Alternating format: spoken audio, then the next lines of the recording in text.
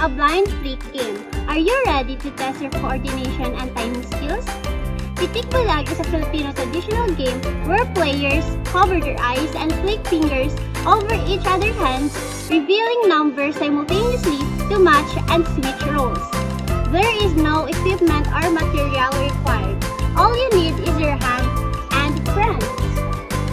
To excel at Pitik Bulag, all you need is sharp timing, precise coordination, and keen observation skills. Pitik Bulag is classified as a guessing game under a chance game that can be played outdoor and indoor.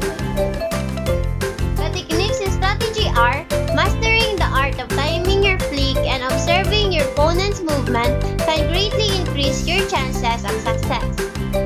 The rules and mechanics are: first, the player must keep their chosen numbers hidden until both players reveal simultaneously. Second, no verbal communication or cues are allowed. And lastly, the other player must keep their eyes covered until they matches number, then they switches roles.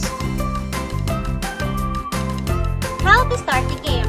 To start the game, choose two players and decide who will be the flicker and who will be the player who covered their eyes through jack and point.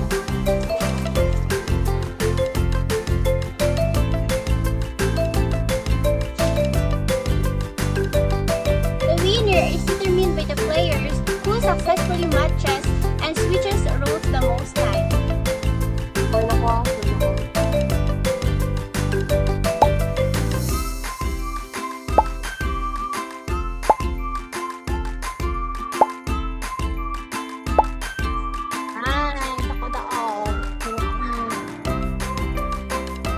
The game ends after a set number of rounds and by mutual agreement. Aside ka na for Blanco.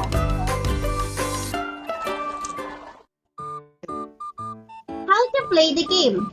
First, choose two players and decide who will be the flicker and who will be the player who covered their eyes through jack and point.